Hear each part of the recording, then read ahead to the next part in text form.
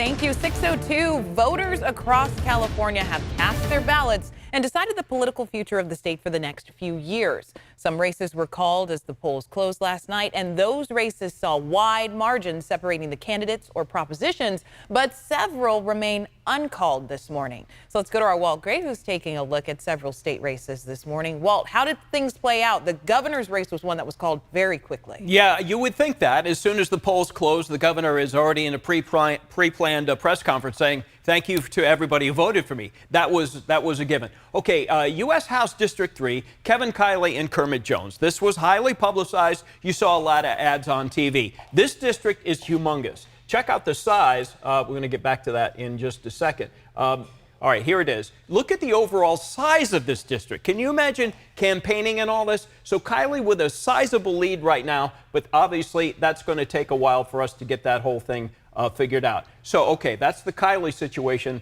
as it stands to the moment. Let's go back to some of the others. We're going to go to District 9. This one also getting a lot of publicity. Josh Harder and Tom Patty. Harder with a substantial lead in that one. But again, as I mentioned just a moment ago, 93% of the precincts are reporting, but the vote total in this one is only at 35%, so it's going to be a while. Another one we're following, John Duarte and Adam Gray. This one is in the area of Patterson and Newman. This is way too close to call. Again, only 42% of the vote has been counted, even though the precincts reporting is 76%. You mentioned the governor right off the top. He was polling at about 20 points ahead of Brian Dahle. You didn't see much advertising on this. The governor chose to use his campaign money in Florida and Texas on a couple of occasions. Brian Dahle running as a Republican governor. There really is no war chest for advertising if you're a Republican running for the top office in this state. Attorney General Rob Bonta with a sizable lead over